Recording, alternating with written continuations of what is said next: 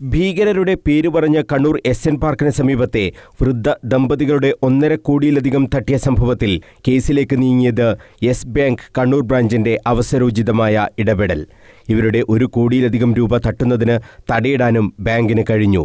Yes bank branch manager Mithun രാജും operations manager Limya പുതിയപുരയിലും ആ സംഭവത്തെക്കുറിച്ച് പറയുന്നത് ഇങ്ങനെ. ആക്ച്വലി നമ്മുടെ ഒരു സീനിയർ സിറ്റിസൺ കസ്റ്റമേഴ്സ് ആണ് ഇവർ, ഹസ്ബൻഡ് ആൻഡ് വൈഫാണ് ആക്ച്വലി. അപ്പോൾ ഇവർ നമ്മുടെ അടുത്ത് എപ്പോഴും വന്ന് പോവും, വളരെ ക്ലോസും വളരെ ഇതായിട്ടുള്ളൊരു കസ്റ്റമറാണ്. പക്ഷേ ഈ ഒരു പെർട്ടിക്കുലർ FD നമ്മുടെ അടുത്ത് നിന്ന് മെച്യൂറായിട്ട് റീബുക്ക് ചെയ്തിട്ട് 3-ാമത്തെ ദിവസമാണ് ഇത് ക്യാൻസൽ ചെയ്യാൻ വേണ്ടിയിട്ട് ഇവർ വരുന്നത്. അപ്പോൾ പൊതുവേ എന്തെങ്കിലും ആവശ്യങ്ങൾ ഉണ്ടെങ്കിൽ നമ്മോട് സംസാരിക്കുന്ന ഒരാൾ അന്ന് വളരെ ഒരു ടെൻഷൻ നമുക്ക് ഫീൽ ചെയ്തു. ഇവർ രണ്ടുപേരുടെയും മുഖത്ത് മാത്രമല്ല എന്തോ ഒളിക്കുന്ന പോലെ ഒരു ഫീലും നമുക്ക് കിട്ടി. അപ്പോൾ നമ്മൾ DBMയുടെ ഓപ്പറേഷൻസ് മാനേജർ എൻ്റെ അടുത്ത് പറഞ്ഞു, സാറേ എന്തോ ഒരു പ്രശ്നം ഇതിൽ കാണുന്നുണ്ട്. അപ്പോൾ നമ്മൾ അതിൻ്റെ ബേസിസിലാണ് നമുക്കൊന്ന് നോക്കണം സാറേ, ഇതെന്തോ പറ്റിക്കപ്പെടാനുള്ള സാധ്യത ഉണ്ട് എന്നുള്ളത് എന്തോ ഒരു സംശയം നമുക്കൊരു ഇൻഡ്യൂഷൻ പോലെ തോന്നിയാണ്. അപ്പോൾ നമ്മളെന്ത് വെച്ചാൽ ഈ ഫണ്ട് എങ്ങോട്ടാണ് പോയെന്ന് നോക്കിയപ്പോൾ നമ്മൾ ആദ്യം നോക്കുമ്പോൾ ഇവർ തന്നെ HDFC ബാങ്കിൻ്റെ ഒരു അക്കൗണ്ടിലേക്കാണ് ഫണ്ട് പോയത്. നമ്മൾ പറഞ്ഞാൽ സംശയിക്കേണ്ട കാര്യമില്ല, ഇവർ തന്നെ ഒരു അക്കൗണ്ടാണ്. പക്ഷേ എന്നാലും നമ്മൾ ആ സംശയത്തിൻ്റെ നേരിൽ നമ്മൾ ആ പർട്ടിക്കുലർ ബാങ്കിലേക്ക് വിളിച്ചു ചോദിച്ചു, ഇങ്ങനെ ഇയാളുടെ ഒരു അക്കൗണ്ടിൽ ഫണ്ട് വന്നിട്ടുണ്ടോ എന്ന് ചോദിച്ചു. ജസ്റ്റ് നമ്മളൊരു ഫണ്ട് വന്നതിൽ ഒരു കൺഫർമേഷൻ പോലെ വിളിച്ചു നോക്കിയപ്പോൾ നമ്മുടെ ഒരു സുഹൃത്തായിരുന്നു അവിടെ ഉണ്ടായിരുന്നത്, DBMയുടെ സുഹൃത്ത് അവിടെ ഉള്ളത്. അപ്പോൾ അവർ പറഞ്ഞു, അപ്പോൾ നിങ്ങളോട് ഒന്ന് ശ്രദ്ധിക്കണം, കാരണം എന്തോ പറ്റിക്കപ്പെട്ട പോലെ നമുക്ക് ഫീൽ ചെയ്യുന്നുണ്ട്, കാരണം ഒരു ടെൻഷനൊക്കെ ഉണ്ടായിരുന്നു ഇവിടുന്ന് ഫണ്ട് അയക്കുന്നത്. അപ്പോൾ അയാൾ പറഞ്ഞു, ഇവിടുന്ന് നിങ്ങളുടെ മാത്രമല്ല മറ്റ് ബാങ്കുകളിൽ നിന്നായിട്ട് ഏകദേശം ഒരു 59 ലക്ഷത്തി സംതിങ് അവിടെ ഫണ്ട് വന്ന് കിടക്കുന്നുണ്ടെന്ന് അവർ പറഞ്ഞു. നമ്മളോട് ശ്രദ്ധിക്കണം, പുറത്തു പോയാൽ നമ്മൾ അറിയിക്കണം എന്ന് പറഞ്ഞു. അപ്പോൾ അതിൻ്റെ ബേസിൽ 3-ാമത്തെ ദിവസം ഈ ഫണ്ട് ആ ബാങ്കിൽ നിന്ന് തിരിച്ച് യെസ് ബാങ്കിന് തന്നെ തിരുപ്പതി ബ്രാഞ്ചിലുള്ള അക്കൗണ്ടിലേക്ക്, ഒരു കറണ്ട് അക്കൗണ്ടിലേക്കാണ് ഈ ഫണ്ട് വന്ന് കിടക്കുന്നത്. അപ്പോൾ തന്നെ ആ ബാങ്കിലെ ആൾ നമ്മളോട് പറഞ്ഞു, അത് നിങ്ങളുടെ ബാങ്കിലേക്ക് തന്നെയാണ് വന്നത്, ഒന്ന് നിങ്ങളൊന്ന് ശ്രദ്ധിച്ചത്, നല്ല അക്കൗണ്ടാണോ വലിയ വന്നു. പക്ഷെ അത് കറണ്ട് അക്കൗണ്ട് ആയിരുന്നു, വേറെ കുഴപ്പങ്ങളൊന്നും കണ്ടില്ല. പക്ഷെ അതിൽ ഹൈ ട്രാൻസാക്ഷൻ നടക്കുന്നതായിട്ട് നമുക്ക് ഫീൽ ചെയ്തു. അപ്പം നമ്മൾ ആ പർട്ടിക്കുലർ ബാങ്ക് അക്കൗണ്ട് ശ്രദ്ധിക്കുന്നുണ്ടായിരുന്നു. അപ്പം പാരലി നമ്മളെ ടീം ഈ ട്രാൻസാക്ഷൻസ് വളരെ കൂടി നിൽക്കുന്ന സാഹചര്യം ആയതുകൊണ്ട് അവർ ജസ്റ്റ് കോഷ്യസ് മാപ്പ് അതിൻ്റെ അകത്ത് മാർക്ക് ചെയ്തു. അപ്പം നമ്മൾ ഇയാളോട് ചോദിച്ചു, സാറേ എന്തെങ്കിലും പ്രശ്നങ്ങളില്ലല്ലോ? ഇയാൾ പറഞ്ഞില്ല, ഒരു തരത്തിലും പ്രശ്നമില്ല, ഇത് ബിസിനസ് ഫണ്ടാണ്, എല്ലാം നിങ്ങൾക്ക് തിരിച്ച് നിങ്ങളുടെ അക്കൗണ്ടിലേക്ക് തന്നെ വരും. ബിസിനസ്സിൻ്റെ നേട്ടം കിട്ടിക്കഴിഞ്ഞാൽ വലിയ കൂടുതൽ ഫണ്ട് ഞങ്ങൾ നിങ്ങളുടെ ബാങ്കിലേക്ക് തന്നെ ഇട്ട് തരാമെന്ന് പറഞ്ഞിട്ട് പുള്ളി നമ്മളോട് പറയുകയും ചെയ്തു, ഈ കസ്റ്റമർ ഹസ്ബൻഡ്. അപ്പോൾ നമ്മളതിൻ്റെ ബേസിൽ നിന്നു. പക്ഷേ ഒരു 3 ദിവസം കഴിഞ്ഞപ്പം തമിഴ്നാട് പോലീസിൻ്റെ ഒരു കേസ് ആ അക്കൗണ്ടിൽ വന്നു. അപ്പോൾ നമുക്ക് ഉറപ്പായി ഇതൊരു തട്ടിപ്പ് അക്കൗണ്ടാണ് എന്നുള്ള രീതിയിൽ നമുക്ക് സംശയം വന്നു. അതിൻ്റെ ബേസിസിൽ നമ്മളെ ബാങ്കിൻ്റെ ഒരു ഈ സസ്പീഷ്യസ് ആയി ട്രാൻസാക്ഷൻ നടക്കുന്ന അക്കൗണ്ട് നമ്മൾ പൂർണ്ണമായിട്ട് നമ്മുടെ ബാങ്ക് ബ്ലോക്ക് ചെയ്യും. അപ്പോൾ അങ്ങനെ ഈ അക്കൗണ്ട് നമ്മൾ ബ്ലോക്ക് ചെയ്തു. നമ്മുടെ എല്ലാ തിരുപ്പതി ബ്രാഞ്ചിലുള്ള ടീം അത് ബ്ലോക്ക് ചെയ്തു. അപ്പോൾ അതിൻ്റെ ഭാഗമായിട്ട് നമ്മൾ പിറ്റേ ദിവസം ഇയാൾ ഇവിടെ വന്നു, ബാങ്കിൽ വന്നു.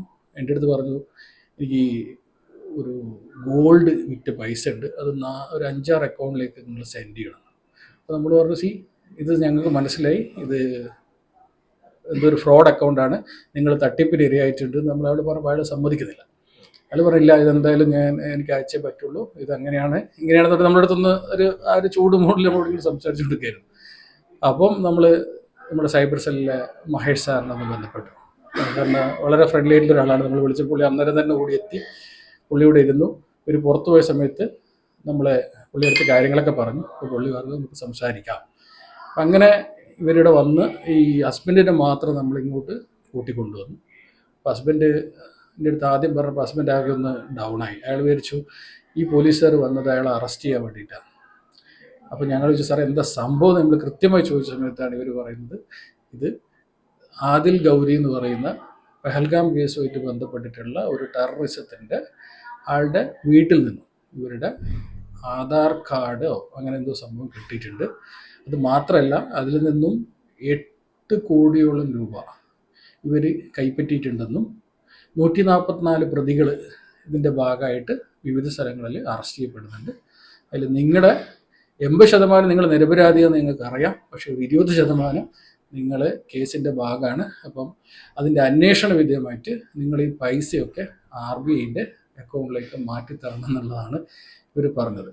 ആക്ച്വലി ഈ 90 വയസ്സുള്ള ആളാണ് ഹസ്ബൻഡ്. കേസ് ഭാര്യയുടെ പേരിലാന്ന് കണ്ടപ്പോൾ അയാൾ മാനസികമായിട്ട് തളർന്നു. കാരണം അയാൾക്ക് വേറെ കുട്ടികളോ ആരോ ഒന്നുമില്ല, ഫാമിലി ഇവർ രണ്ടുപേരാണ് ഒറ്റപ്പെട്ട് നിൽക്കുന്ന ആൾക്കാരാണ്. ഇയാൾ മാനസികമായിട്ട് തളർന്നതുകൊണ്ട് തന്നെ ഇവർ പിന്നീട് ഒരു മാസക്കാലം ഇവർ പറയുന്ന പോലെയായിരുന്നു ഇവർ ഓരോ അക്കൗണ്ടുകളിലേക്കും പല ബാങ്കുകളിൽ നിന്നായിട്ട് ഈ 1,61,00,000 ആക്ച്വലി അയച്ചത്. കാരണം ഇവർ LIC കൂടി ബ്രേക്ക് ചെയ്തിട്ട് ഫണ്ട് അയച്ചിട്ടുണ്ട്. അപ്പോൾ ഈ 1,61,00,000 രൂപയാണ് ഇവർ വേരിയസ്, അതായത് നമ്മളെടുത്ത് വന്നത് 59 ലക്ഷം രൂപയാണ് നമ്മളെടുത്ത് വന്നത്. അപ്പോൾ ലിമ്യ ഇവരാണ് ആക്ച്വലി ഈ കേസിൻ്റെ ആദ്യത്തെ തുറപ്പുണ്ടാക്കിയത്. അപ്പോൾ ഈ 59 ലക്ഷത്തിൽ നിന്ന് നമുക്കിപ്പോൾ നമ്മുടെ ബാങ്കിലേക്ക് വന്ന ആ ഫണ്ട് നമുക്ക് ഇപ്പോൾ ഹോൾഡ് ചെയ്യാൻ പറ്റിയിട്ടുണ്ടെന്നാണ് നമ്മൾ മനസ്സിലാക്കുന്നത്. മാത്രമല്ല നമ്മളൊരു 50 ലക്ഷം നമ്മൾ ഓൾറെഡി സേവ് ചെയ്തു. ഈ ഗോൾഡ് വിറ്റ് 50 ലക്ഷം നമ്മൾ ഓൾറെഡി സേവ് ചെയ്തു. കൂടാതെ നമ്മളെ ബാങ്കിലേക്ക് വന്ന 59 ലക്ഷത്തി സംതിങ് ഞാൻ പറയുള്ളൂ, HDFC ബാങ്കിൽ വന്ന ആ പൈസ ഇപ്പം നിലവിൽ ഹോൾഡ് നമ്മൾ മാർക്ക് ചെയ്താണ് പിടിച്ചിട്ടുണ്ട്. അപ്പോൾ ആ പൈസ നമുക്ക് കിട്ടാൻ സാധ്യതയുണ്ട് എന്നാണ് നമ്മൾ വിചാരിക്കുന്നത്. ഉറപ്പില്ല, അതിൻ്റെ ലീഗാലിറ്റി എങ്ങനെയാണെന്ന് നമുക്കറിയില്ല. കാരണം ഇപ്പം ഫസ്റ്റ് കം ഫസ്റ്റ് എന്നുള്ളൊരു കൺസെപ്റ്റ് ഒക്കെ ആണെന്ന് തോന്നുന്നു ഇതിൻ്റെ ഭാഗമായിട്ടുള്ളത്. അപ്പോൾ നമ്മളിപ്പോൾ തൽക്കാലം നമ്മളത് ഹോൾഡ് ചെയ്തിട്ടുണ്ട്, ആ എമൗണ്ട് അവിടെ ഹോൾഡ് ചെയ്തിട്ടുണ്ട്.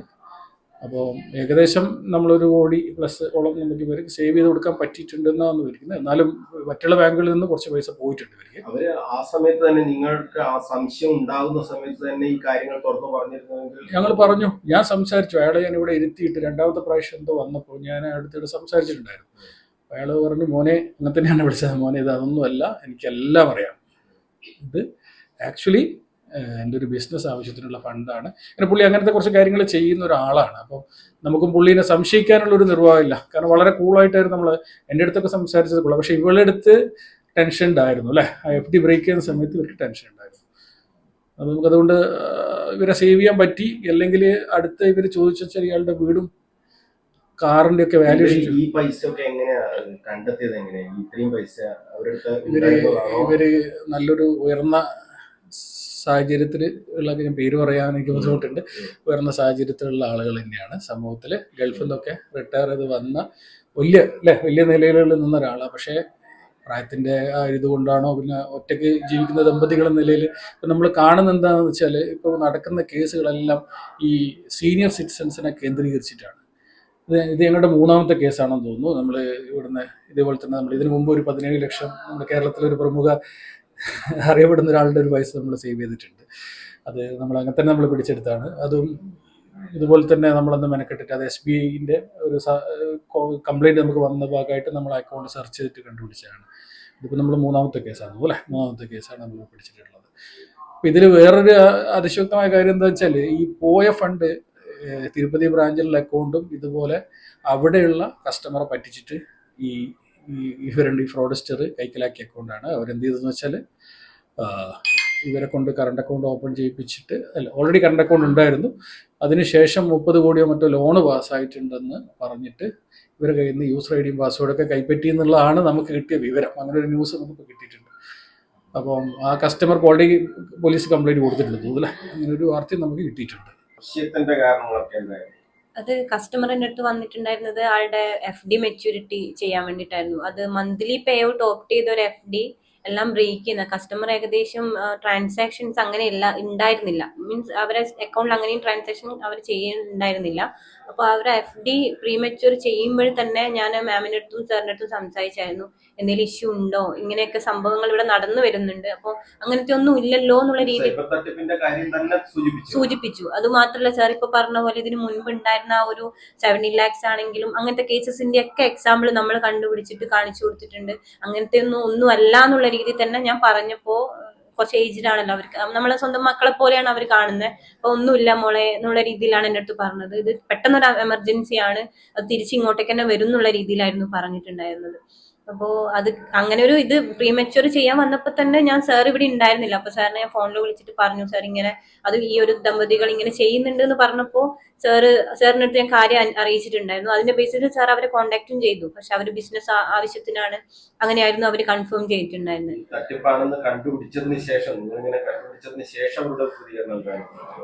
അത് അവര് ഇപ്പോഴും എനിക്ക് തോന്നുന്നു 2 ദിവസം മുൻപ് വരെ അവര് വീണ്ടും സംശയം പറഞ്ഞത് ഇങ്ങനെ ആ ഫണ്ട് നമുക്ക് തരുമായിരിക്കും ചിലപ്പോ, അങ്ങനെ ആയിരിക്കൂലേ എന്നുള്ള രീതിയിലാണ് അവരിപ്പോഴും പ്രതീക്ഷിക്കുന്നത്. അവരിപ്പോഴും വിശ്വസിച്ചത് 100% അവർ വിശ്വസിച്ചിട്ടില്ല.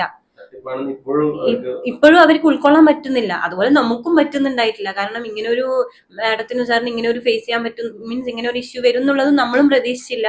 അപ്പൊ അവർക്ക് ഇപ്പോഴും ഉൾക്കൊള്ളാൻ പറ്റുന്നുണ്ടാ ഇല്ല നിലവിൽ.